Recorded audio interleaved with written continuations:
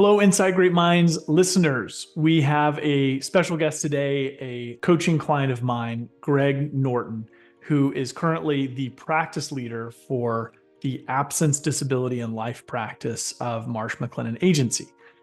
This puts him in the seat of running absence, disability, and life for very large Fortune 500, Fortune 100 companies, and his 50 plus person team in that practice is kind of like the Navy SEALs in their space, where they are approaching large businesses and winning just that segment for the business at times.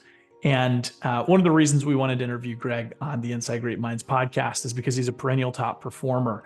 He's been considered the number one out of 2,000 plus producers inside the Marsh McLennan Agency system 7 times in his 12 years since he's been part of the firm. So we had an opportunity to interview him as a producer, as a practice leader, and a little bit on his background in dealing with addiction with alcohol and his time going through AA, of which he's been a part of for over 30 years.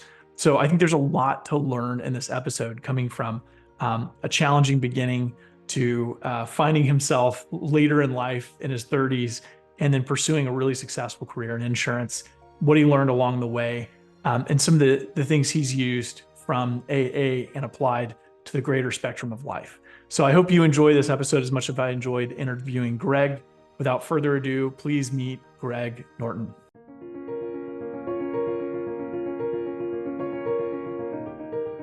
What did you think you were going to end up going to do when you were a young man in high school? Like a lot of people, I had no idea what I wanted to be or wanted to do. Wasn't a planner like that. I was good at school naturally, but I didn't put much effort into it, and that included college. Unfortunately, I scraped by. So I really was one of those people that didn't have a plan, and it took a long time for me. I didn't have a plan until I was 30, and for a variety of reasons. But my plan was to enjoy life as much as possible. I actually lived in Colorado for 4 years mid-career. I finally got a job out of college. It was with the insurance industry, and 4 years into that, I said, you know what, maybe I'll just move to Colorado and become a ski bum. So that's what I did for 4 years. It was the best decision I ever made. It was awesome.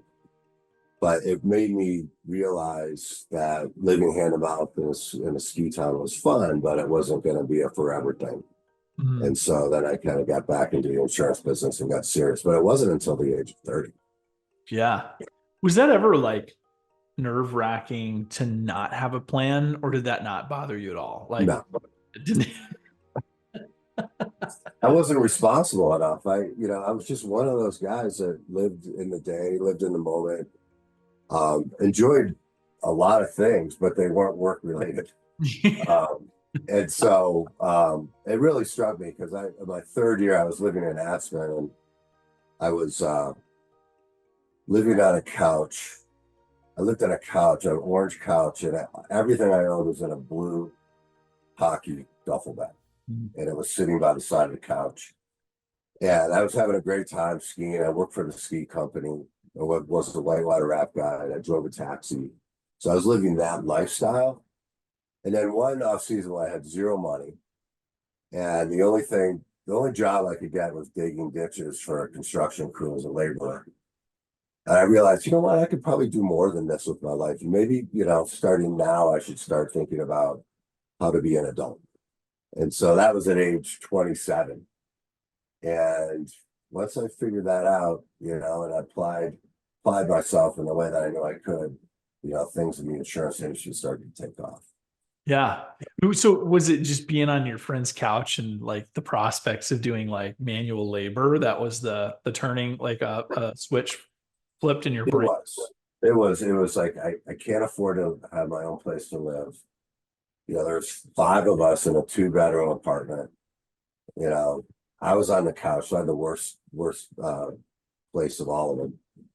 And it just hit me. It's like, you know what? It's time, right? It's time to go into the business world, to take responsibility for my life and my future. And it just was a click for me. And I also had to to pull back on some of my behaviors around drinking and partying and all that stuff, because that was definitely a big part of my MO. I was, the guy that was out and about 5 nights a week, 6 nights a week, 7 nights a week. And that was unsustainable for a long period of time. So I got serious about cutting that out of my life, which was a big change. And I learned a lot through that process as well. Um, but when I put my mind to it, like I think a lot of people can, when you really just dedicate yourself to something and you have the tools, good things will happen if you put the footwork in. Yeah. Yeah. You brought up that you're okay with this conversation. By the way, if you're not, we can cut it out. But you had brought up just in our personal relationship as well, just how addiction and alcohol as a part of that was a big part of your story as well. Um, you've been a member of AA for how long now? We're looking at about 30 years. Holy smokes. I mean, that is an amazing milestone. At 30-year mark, isn't there something like special that you actually get? Yeah, I had a little reversion about 15 years into it, which sent me back. Those are the years I didn't, hit the number one in my job. That was a good 10 years ago. So, I don't like to take things the easy way. Sometimes I have to go the hard way. And I learned that, the reason why I stopped when I was 30 still exists when I'm 45. So, so it was an interesting twist in the road, but it brought me back to the foundation. And that, getting sober, going through the AA kind of program and mentality, it's all based on rigorous honesty. It's based on doing the footwork. It's based on commitment. It's based on helping others. It's based on all these things that I wasn't good at when I was younger. I had it in me, but I just wasn't good at it.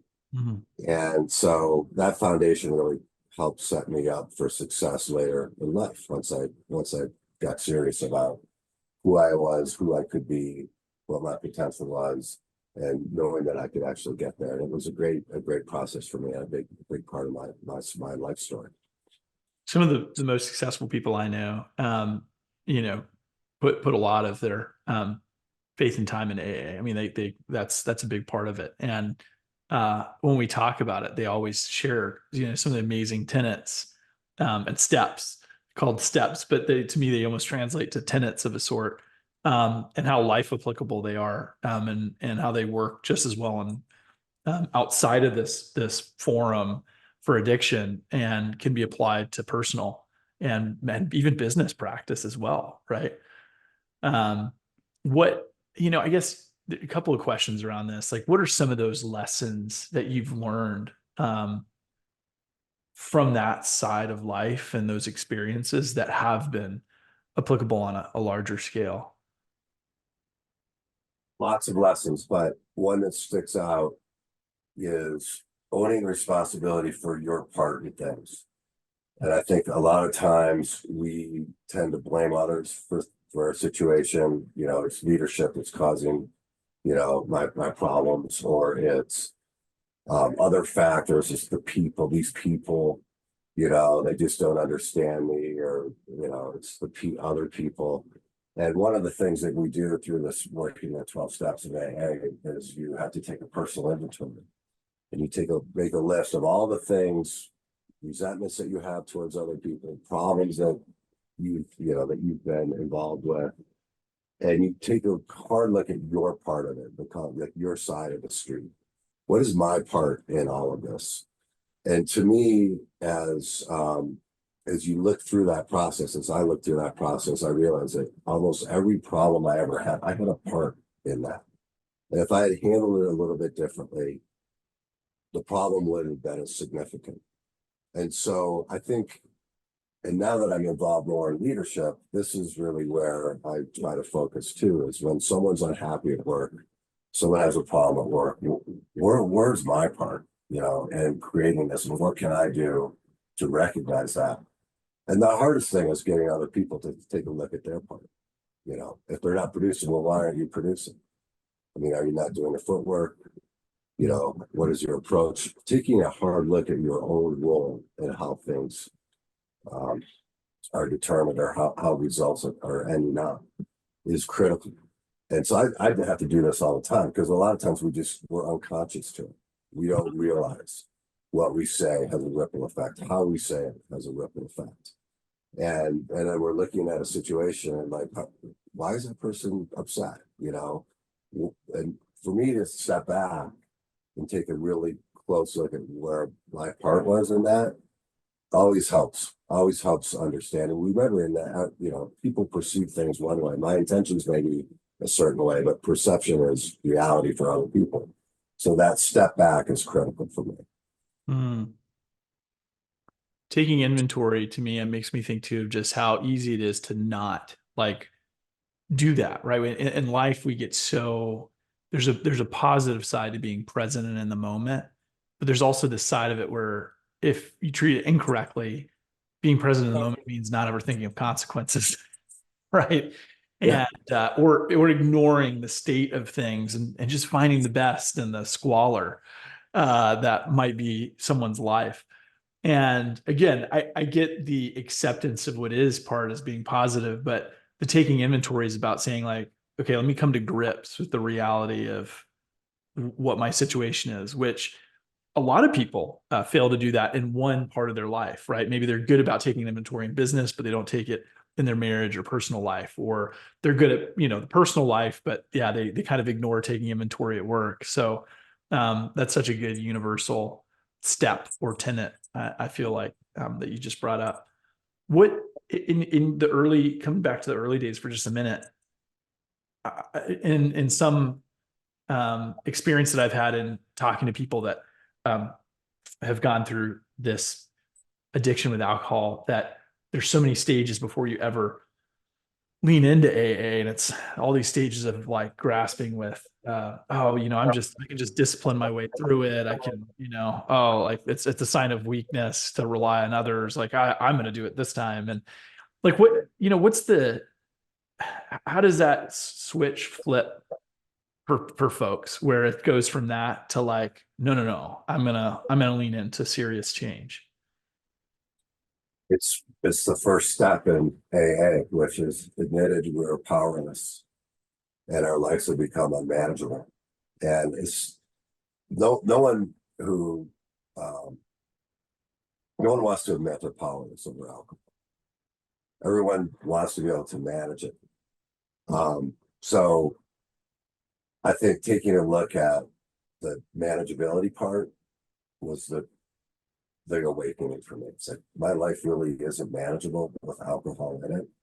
And just coming to acceptance of that in your heart of hearts, because it's such a part of our life, going out and having a cocktail, parties, insurance events, a lot of it centers around that.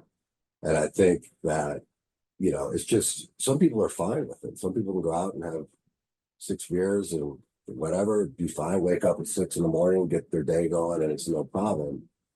For me, and for most alcoholics, every problem we typically have ever had in our life centered around alcohol. There was something in there, in our life story was derailed, and it tended to be because of alcohol. When I took a hard look at that, I realized, yeah, that is true for me. So why don't I just eliminate this? And eliminating it, it's hard, right? That's why the support group and the AA family, is there, and it's not a one-time deal; it's a lifetime deal, because we always have to remember how bad it had gotten. It's always a reminder. Even 30 years later, there's a reminder that when you see someone coming in that's life is upside down because of drugs or alcohol, that it reminds you of how you were back then. And so we always need that reminder, because it's still at times I feel like, yeah, having a beer right now would be great. At the airport when your flight just got canceled, or delayed for 4 hours. It's like, oh, geez, well, I could go to the bar. Sometimes that sounds good, but understanding and staying connected into the program itself reminds us that that's not the right path for us. Yeah, that's so well said. And when kind of coming into your 30s, as you got really laser beam focused, how did that shift look in terms of like your life? So you were living on a couch in a mountain town and skiing and, kind of blowing off any kind of future and enjoying the moment. But what did the next decade have for you in your 30s into your 40s when you decided to get hyper focused on um, your growth and I guess the career that came along with it? Yeah, it was really, in order for someone to change their life in such a dramatic way, like I had to do, um, you get discipline. You get discipline about no matter what. Today I'm going to go to A meeting. There's a kind of a format that a lot of us follow. When you're new, you go to 90 meetings in 90 days. That's what you get, 90 meetings in 90 days. And you make a commitment to that. And I was so committed that I never missed a day. This was the number one priority in my life, just to get to that meeting for 90 straight days. And that discipline translated into kind of a work discipline. And I will be completely honest. I came and turned into a little bit of a workaholic, but with balance. But I just focused that discipline on my job as opposed to everything else, and it really helped, create the foundation for learning about the business that we're in, for understanding people, for understanding how I interact with people better. And that really became kind of a foundation for, I think, my success in business, with the lessons I learned to going through that process. You transitioned from not necessarily having a wildly strong sales background to a career that is kind of built on consultative selling, right? I mean, it's you were on the side of insurance where you're having consultations, you're doing outbound activity to meet with people. For people that don't know the insurance industry, you're having to sit down um, either with a head of HR or someone beat out the competition for the ability to provide the benefits for their company, right? And so, that career scares most people away because they don't like this idea of having to constantly hear, no, I'm not interested. We're going with a competitor, or just straight up ghosting you from any kind of meeting. So when that transition, and that's typically, I feel like, where people go to their crutch, right? Like when they feel like they're failing at something, they lean into their crutch. So how did you handle that rejection and that kind of those early years of just figuring out your career? How did you get through those initial years? Yeah, I think for me at least, I was a student of the business. And I think sometimes I was never a great pure salesperson. I wasn't one of those guys, and I'm not one of those guys that, makes something happen out of nothing all the time. It was really just the persistency, the dedication to learning the business. And I wanted to be the smartest guy in the room when it came to my subject matter as a Hmm. salesperson. So I think that credibility of understanding the business and learning and leaning into the business, understanding how claims operations works, understanding how data gets transferred from employer to the insurance company, understanding how policies are written and contracts are written and what they mean. Digging into that and becoming a student of the business was my foundation. And then applying sales skills to that together, I felt like that made me put me in a position where I could be confident and I would have credibility. And I think the one thing that I see with salespeople who don't try to learn the business, try to become students of the business, or curious, or asking questions, or getting involved in areas that are maybe too detailed for some to want to be involved with. It If you don't do that, it's hard to create that level of trust with the decision maker that you're meeting with. So they're buying you. Hmm. They're not buying a product necessarily. They're buying you. And it doesn't matter what product you're selling. They need to trust you. They need to see that you know what you're talking about. And they need to see that your level of commitment exists to take care of their needs. And so that's kind of always the tenet I've operated under.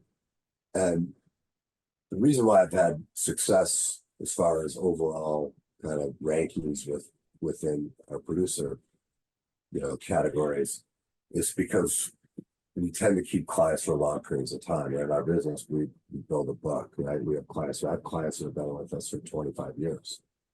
Wow. And so that's the beauty of our business. We don't start over. In my business, at least, we don't start over every year. Keeping a client for long periods of time is how you become successful. It's how you earn more money, and it's how you create kind of a long-lasting and referenceable book of clients that just helps you get to the next one. And so it's not a transactional process. It's really just a commitment to serving clients over the long term. Mm. Yeah, and there's a real art and science to cultivating trust, right? And that beginning of the relationship, because they may have met with you 3, 4, 5 times before they're signing a commitment that they know is for a serious interim. They're kind of getting married in a sense to you as their consultant and support system for their company and an important part of their business. And what I'm hearing you say is that your edge in building trust was being the smartest guy in the room by learning the business in and out, so you could speak and feel internally confident, like you were the best person to service them because you knew more than the I other. was never the smartest guy in the room, but that was always my aspiration, right? Fair. I know I'm not that smart, but I know enough, that I could talk about any subject matter, and when it was beyond my subject matter expertise, I would know where that was, right? But you have to have a pretty high level of technical capabilities, at least from my perspective, to earn the trust and respect of a decision maker who wants to basically partner with you. Like you said, it is a marriage. And in our business as brokers and consultants, you have to break up someone else's marriage because they have a partner typically already. Mm-hmm. So, and you can't expect that to happen immediately. It will happen over time. And there's an art to being able to be in front of prospective clients in a way that doesn't feel like they're being sold to. No one wants to be sold to. Mm-hmm. We're here to help. We don't try to be pushy we understand that you have an existing relationship. And the idea is just that given that you have an existing relationship and it's an emotional attachment typically, and we have to demonstrate that we can be a better partner than what they have. And that takes time, and it takes trust, it takes commitment, it takes nuance. And if we fast forward to the ADL, that stands for absence, disability, life. I've begun to learn all the acronyms that come along with your business. Lots of acronyms. ADL. But if we go to the absence, disability, life, this came when you transitioned to a company called Tryon, right, at the time. And then Tryon was merged in with Marsh McLennan Agency in the East region while you were part of that team. And how long were you have you been with the Tryon business now? 2000, so it's been about 24 years, probably 20 years. Mm-hmm. I did my first 10 years in the business working for insurance carriers. And to me, if someone wants to get into the insurance business, the natural progression is you really should work for an insurance company first, because you have to understand how they operate, how they underwrite, where the margins are. In order to be a successful consultant, if you don't have that kind of understandings of the inner workings of insurance carriers, it's a big hurdle to overcome. It can be done, and people do it. But to me, if someone's starting in their career, get your experience with the insurance company first, then transition over to being a consultant, because you'll just have such an edge over someone who doesn't truly understand the intricacies of the insurance carrier world. and there's a lot in there. So it's, to me, that's the right career path. It doesn't mean that you can't just come out of college and work for a big brokerage or consulting firm. You can, but you really need to focus in on that segment of the business that you have to learn, and you got to figure out how to learn it somehow. So to me, the easier, better path is get the experience on the insurance carrier side, and then if you want to flip over to being a broker consultant, do Yeah. it. But put the time in first to understand kind of what you're consulting on. Yeah, I appreciate that. And the way I've always, and this is my outsider's view of trying understanding it through you and the team over there is, I always kind of imagine you guys as like this Navy SEALs wing that's very tactical, approaching very large, in the scheme of things, very large employer groups, right? And specifically for their absence of disability in life. But as this Navy SEALs group, you're coming in detached sometimes from the executive benefits practice or the property casualty business, and you're winning just maybe that and possibly the voluntary benefits from a business, right? Because they see you in that one area as the best. Am I roughly close? Yeah, no, the path that has worked for me is being a specialist, and you can be a specialist in so many different areas in the insurance world. I mean, just think about all the different insurance that's out there. It's the business insurance side, you've got workers' compensation, you've got property casualty, cyber risk. There's a huge area of opportunity and challenges over in that world, the P&C world. In the employee benefits world, you've got healthcare, which drives 90% of the spend for most employers. I mean, most employers spend $15,000 to $20,000 a year just to give their employees health insurance per person. So it's a huge spend. The area that we focus in on, and where I focused in on my career, is this absence kind of ecosystem. And so much has changed in the most recent, say, 5 or 10 years around time away from work and work-life balance and, new programs and new legislative states introducing new legislation around what an employer must do to give employees time to care for a sick family member, time off to have a baby. It's been changing so rapidly that it's very confusing for employers to keep up with everything. So it focused on that niche. And I think whatever niche it is, to me, being a specialist has worked very well in terms of the career path, as opposed to just being a generalist. And there are generalists out there that do a great job, but they tend to have to rely on others, right? Because there's only so much that one human being can know about the business. Right? You can't be an expert in all areas. So finding that niche, that area where you know that your prospective client has challenges, and becoming a true expert in that area and surrounding yourself with great people that can help the client solve their challenges has been the successful formula, for what we've done. And we just happen to focus on large employers. Large employers, don't have a lot of bandwidth in their benefits and HR departments typically, and they have a lot of employees all over the place, and that just allowed us to help them more by being experts in that little niche. Extra set of hands and support for them. Yeah, that makes sense. Yeah. Just even in the last few years, I mean, we'll kind of come back to what you just said, which is, what's the secret sauce to being number one in this one category, but also to have a really successful practice as the practice leader for this business. Because over the last few years, I mean, you guys have grown how much percentage wise? Roughly. Quite a bit. We started off, as a 5-person group, and now we have 55 employees in our group. And it's the growth has been, we're 10 times growth over the last 10 years. We're trying to grow now that we're much bigger. We try to go 10-15% a year. And the thing about growth is if you're losing clients, right, then you got to do more than your 10 or 15% to achieve that steady growth that corporate America wants. So the key is you got to keep the clients, and of course you got to keep the new business coming.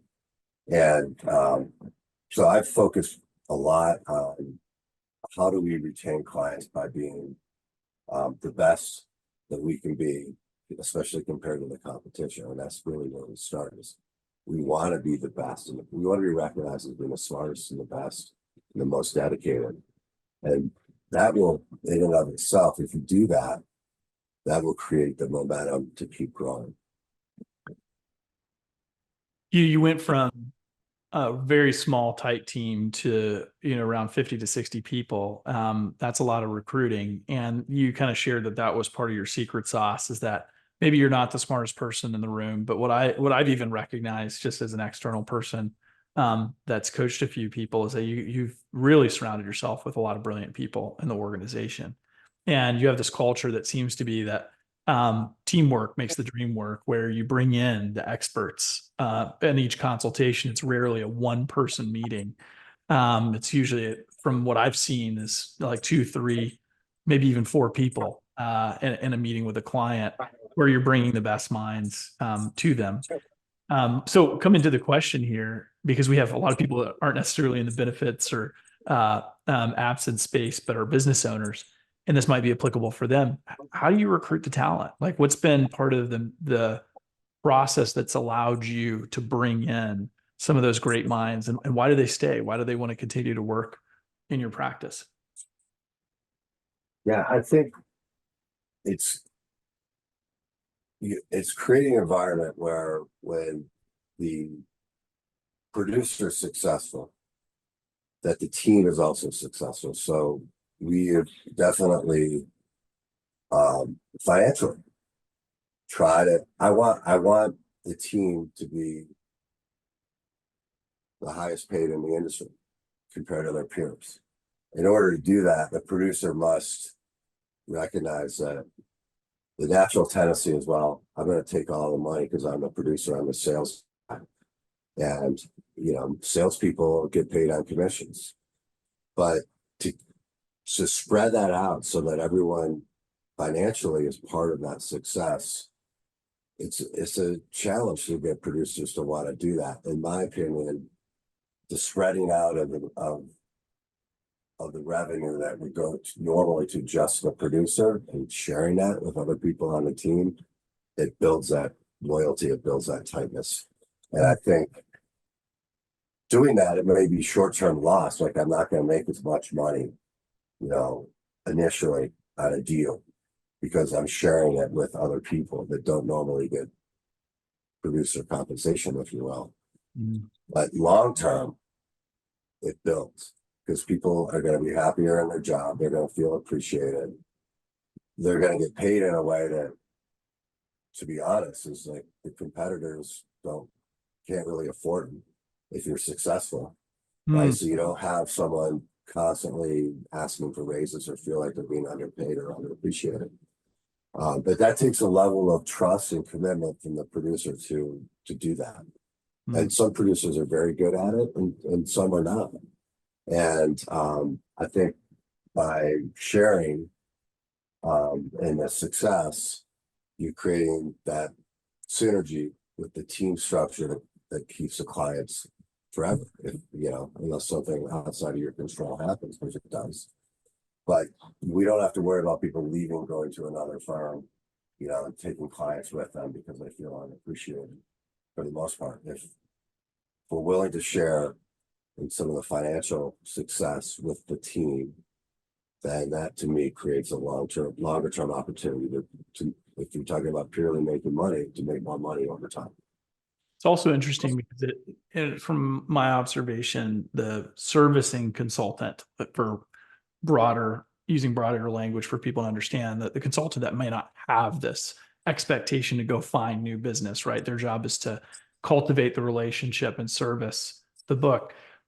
Because there's some shared component to that, I feel that they're incentivized, inspired to have this ownership mindset to grow that relationship as well. So serve it really well, but also look for how they can opportunities to serve and grow those relationships that you may not always see in the space. I mean, do you feel like that is an outcome That's part of it. It drives behavior too. Mm.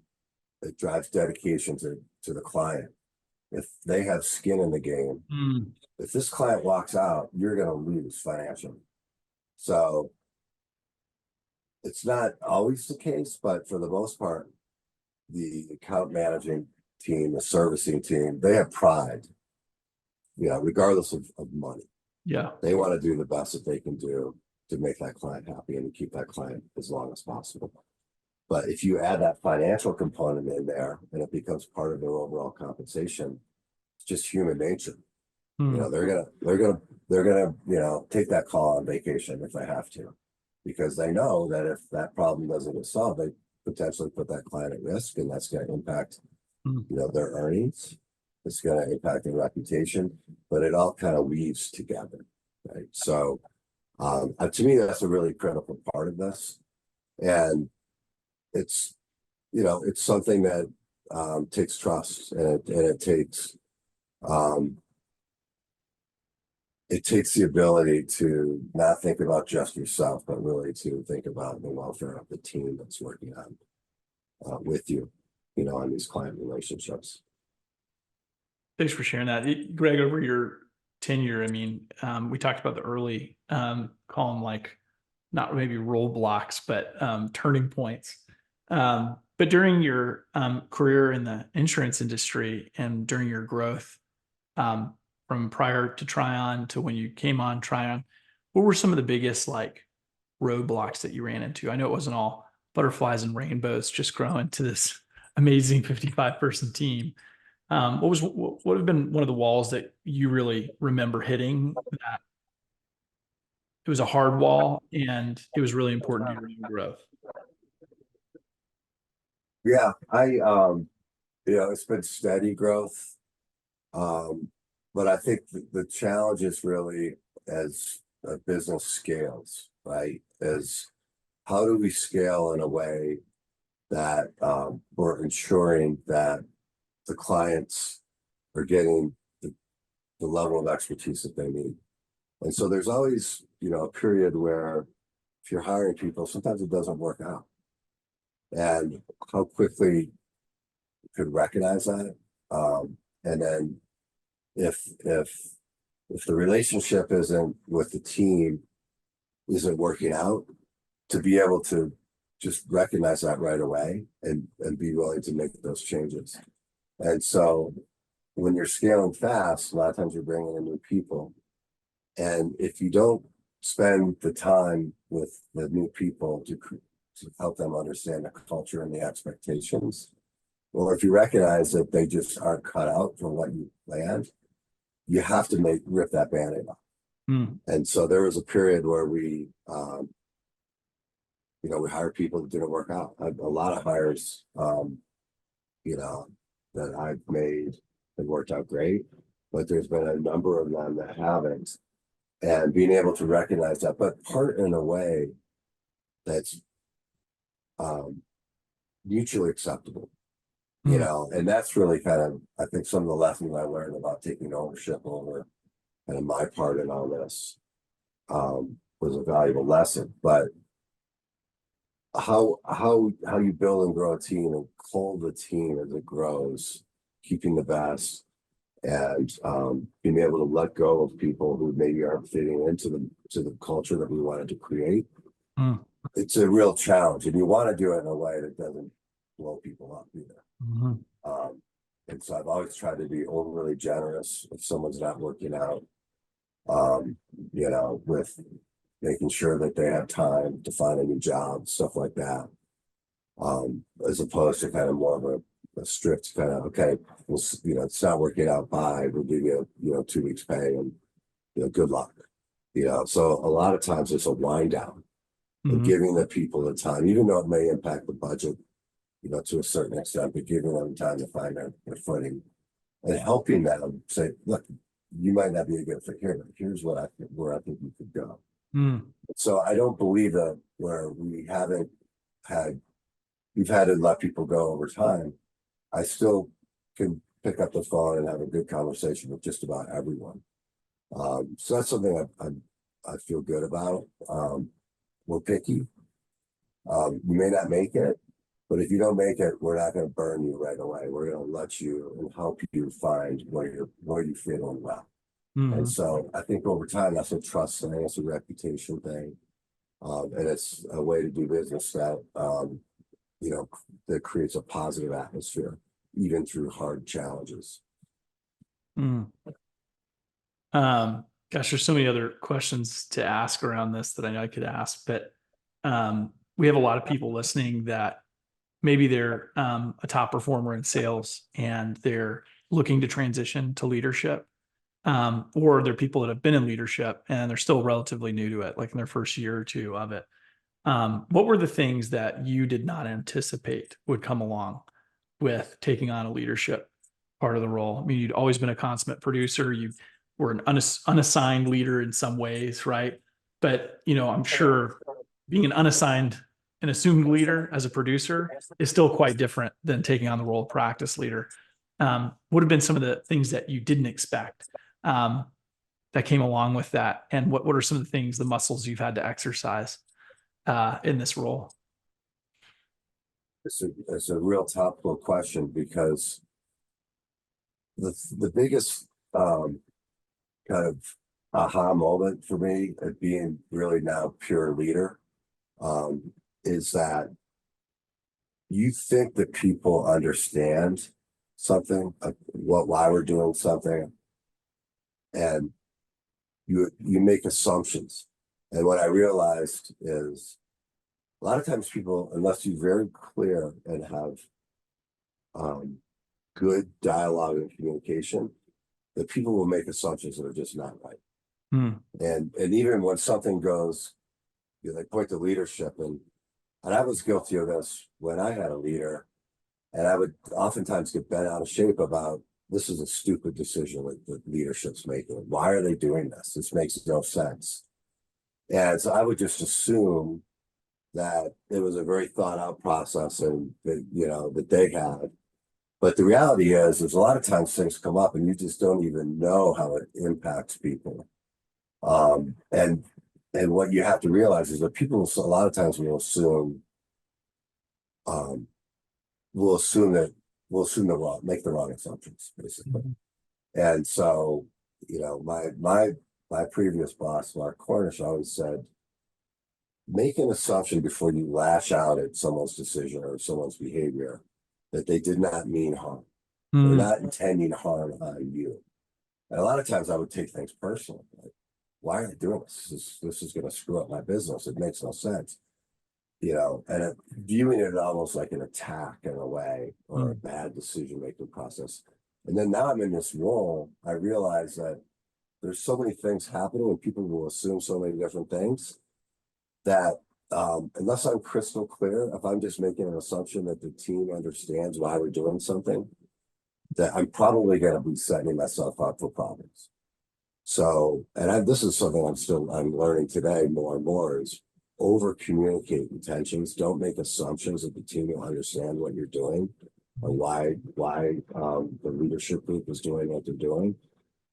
Be crystal clear as to how and why these decisions are being made, and be available to answer questions, telegraph what we're doing and why we're doing it.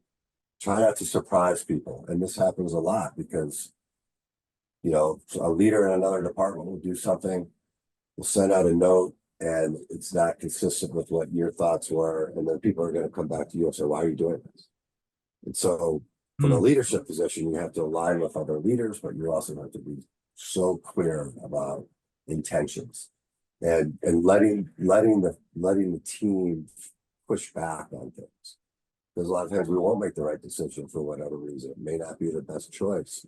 If we're not asking for feedback from the teams, we're setting ourselves up for potential problems. Over communicate. Aligning with leadership, but being overly clear about the intentions. I caught that piece for sure, because I know how easy, especially since we've all migrated to a more virtual workforce. I think almost everybody has migrated. I know the Houston office space is one of the emptiest in the country right now. So, and our company, the one I work with, has been virtual for a long time, but where it presents challenges is because you don't get the face-to-face interaction. The little sound bites that you get from leadership may not always be very appealing. You don't get any of the appealing in between. And then you start to create these assumptions about what they're doing and why they're doing it. And when someone's not around you, it's really easy to create a persona for them if you're not around, right? And I'm commenting on that from seeing that happen personally at times, or even myself having done that. And then coming to the realization when I had like a week straight on an incentive trip, when one of those people that I had that frame of reference for, and then unpacking all this, realizing that I was just in my own like world, making all kinds of assumptions and things up about their intentions. And even if the outcome, like you said, isn't what someone wants, the more the damage often does come from where the intention is that they thought that came from, right? Because It's it feels essentially like it's just betrayal instead yeah, of an action that you don't like. it's misunderstanding a lot of time. And that's really that's where things will go sideways. You know, your intentions, my intentions might be the right intentions, but if someone doesn't understand or misinterprets, and then we use email, you Yeah. know, to Put out confront the the fire. issues, Yeah. and it's awful. And we have so many Zoom meetings now that people are in remote work environments that it's easier just to flip, send an email. Mm. And and a lot of times emails will get misinterpreted by them. It just creates this negative spiral. So one of the things that we're working on right now is stop email. If something comes up that bothers you, don't email. Pick up the phone. We don't do that like we used to. We used to have all our conversations over the phone, for the most part. The email trap is when there's challenges, it really can get nasty. And so, but right now, we're in a world where we rely so much on this electronic communication, whether it's text or email or even just Zoom meetings without being around a person, other than being on a Zoom meeting. There's a gap, right? There's a gap in creating personal relationships, and then there's a misunderstanding process by using email or text to address a problem. Right. Yeah. To resolve things, which is never healthy.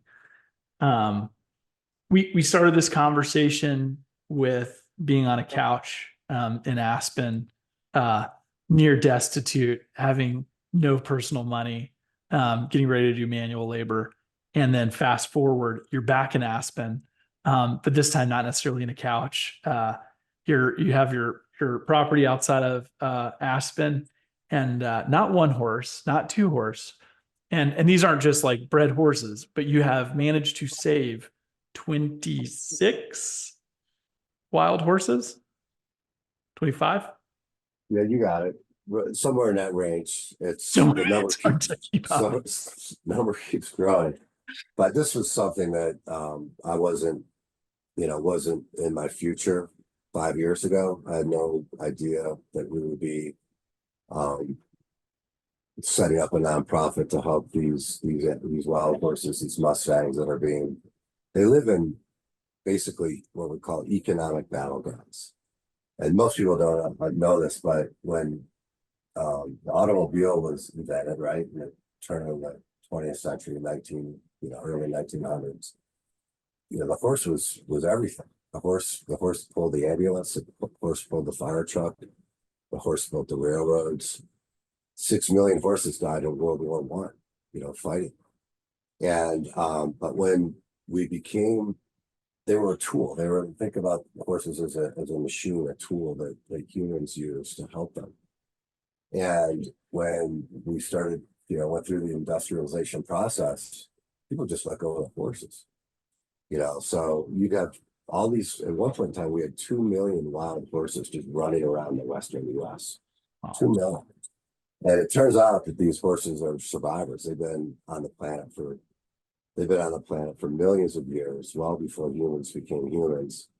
And they can live in the most desolate environments and survive and thrive. And so what happened is that they started making taking horses and turning them into dog food. Dog food used to be made from horse food.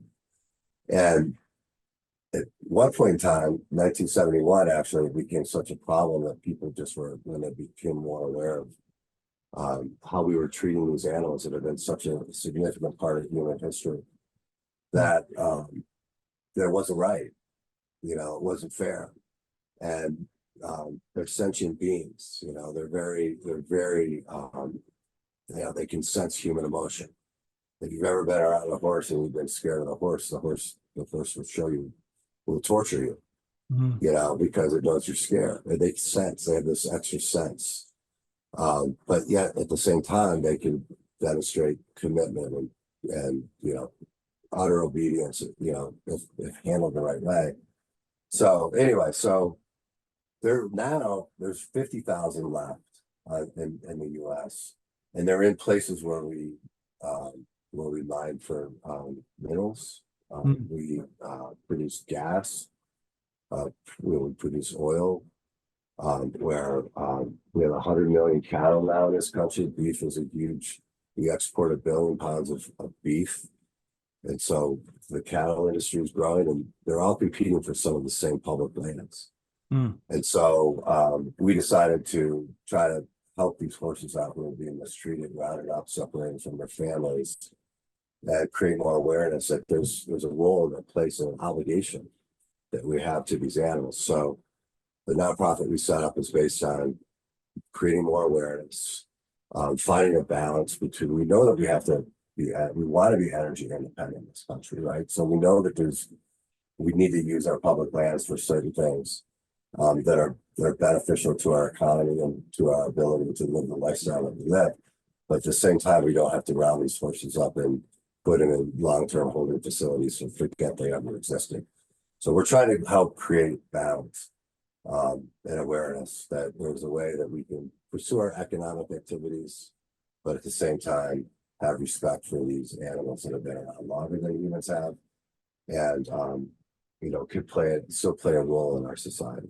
Yeah, I love it. Well, we got to take a trip to see you, and we ran that leadership retreat, and it's like burned into my memory. You took us on those electric bikes through like some of the hills and mountains around Aspen, and then we came back and you rounded up the horses on a bicycle like a modern day cowboy instead of being on a horse on an electric bike. And we were all standing like, oh my gosh, is Greg gonna like die by stampede? And but it was just this like amazing thing out of a Western movie with this like, huge, beautiful group of horses galloping through. So that was a very fun experience, and I'm glad you continue to survive doing that. Yeah, no, it's crazy not knowing anything about. I didn't grow up, with horses. They're kind of like big dogs, right? And the more attention you give them, the more attention they give back to you. They're just big, so you got to be careful. Yeah, because they weigh 1,200 pounds, and if one of them decides to kick you or run you over, you're going to suffer. But what you learn is you put the attention into them, and they're not going to hurt you. They're not going to run you over intentionally. They're not going to kick you. But it takes time, like anything. You have to put the time in, and the more time you put in, the more you'll get back in terms of their love and respect. Don't communicate with horses over email. Don't communicate over email. In-person time is the key. I get it. I love it. Yeah. For sure. Real quick, last question to summarize everything. You're laying on the couch in Colorado, where you sleep, 30 some years ago. Do you imagine that you're back in that place with 26 horses? Do you have even like an inclination that would be part of your future at that time? Of course not. I was just trying to figure out, where I was gonna get my next dollar, so that so I could eat and drink and survive. A long ways, come a long way since then. But the beauty is that the industry that we're in, the insurance industry, to me, you think about kind of economic cycles. I mean, there's nothing sexy about insurance, nothing, right? So get over that.